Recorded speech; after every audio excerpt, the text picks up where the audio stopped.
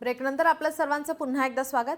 संतोष देशमुख हत्या प्रकरणात आरोपपत्र दाखल करण्यात आलेत। एसआयटी आणि सीआयडी तपास अधिकारी न्यायालयामध्ये दाखल करणार आहेत। जवळपास 1400 पानांचं आरोपपत्र सादर केलं जाणार आहे। एसआयटी आणि सीआयडी तपास अधिकारी न्यायालयामध्ये दाखल करतील। संतोष देशमुख हत्या प्रकरणामध्ये आता आरोपपत्र दाखल करण्यात आले। 1400 पानांचं आरोपपत्र सादर केलं जाणार आहे। खंडणीचा गुन्हा, अॅट्रॉसिटीचा गुन्हा आणि संतोष देशमुखची हत्या या तिन्ही प्रकरणामध्ये एकत्रित कायद्याच्या अनुषंगाने आम्ही चार्जशीट आज बीडच्या न्यायालयात दाखल केलेला आहे।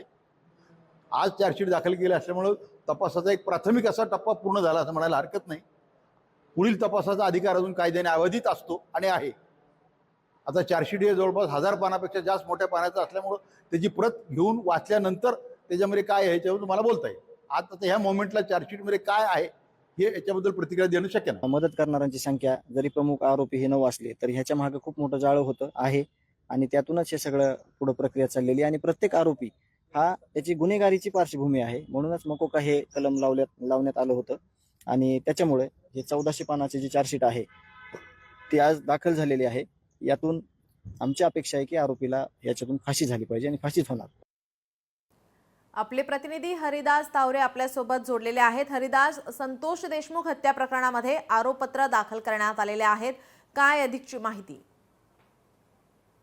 विशेष सांगायचं झालं तर काल या आरोपपत्र जे आहे ते या संदर्भामध्ये दाखल झालेलं आहे। संतोष देशमुख खून प्रकरणाला आज 80 दिवस पूर्ण होत आहेत आणि यामध्ये कोण कोण या ठिकाणी आरोपी या ठिकाणी करण्यात आलेले आहेत हे गुपित या चार्जशीट मध्ये दाखल करण्यात आलेले। 1400 पानाचं हे अत्यंत मोठं हे चार्जशीट या ठिकाणी आरोपपत्र जे आहे ते दाखल करण्यात आलेलं आहे आणि या ठिकाणी सरकारी वकील जे आहेत बाळासाहेब कोल्हे यांनी काल न्यायालयाच्या प्रतिक्रिया दिली असता त्यांनी सांगितलं की हे मोठं असल्यामुळं याच्यामध्ये नेमकं काय आहे हे संपूर्ण वाचल्यानंतरच याच्यावर मला प्रतिक्रिया देता येईल।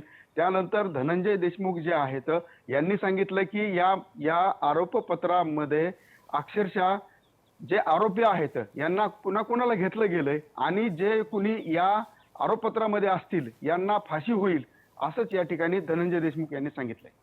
जी, धन्यवाद हरिदास आपण दिलेल्या सविस्तर माहितीसाठी।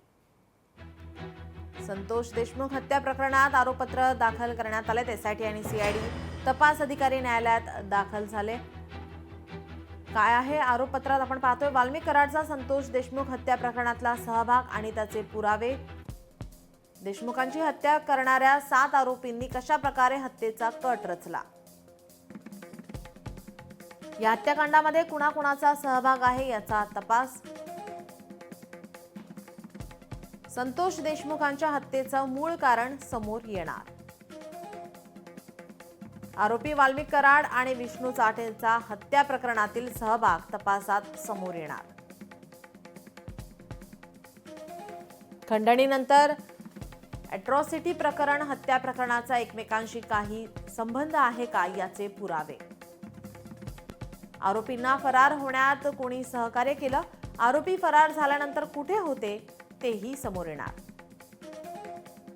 देशमुखांची हत्या करताना आरोपींनी वापरलेले शस्त्र आणि हत्या नेमकी कशा पद्धतीने झाली समोर येणार। पोलीस अधिकाऱ्यांनी कर्तव्यात कसूर केली का आणि कोणी दोषी आहे का सीआयडी तपासातून समोर येणार। या प्रकरणाशी संबंधित कुणाकुणाची चौकशी झाली हे देखील दोषारोप पत्रातून समोर येईल। वाल्मिक कराडने खंडणी प्रकरणातून जमा केलेल्या संपत्तीची माहिती समोर येण्याची शक्यता।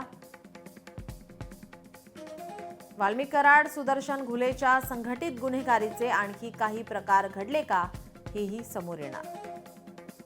तसेच आरोपींची गुन्हेगारी पार्श्वभूमी या संदर्भातही आरोपपत्रात सविस्तर माहिती देण्यात आली आहे। डिजिटल पुराव्यातून या प्रकरणाशी संबंधित असलेल्यांची माहिती मिळणार। सीडीआर मधून या प्रकरणाशी कुणाकुणाशी संपर्क झाला हे देखील सत्य समोर येऊ शकतं। लोकशाही मराठी ऐका, पहा, जागरूक रहा।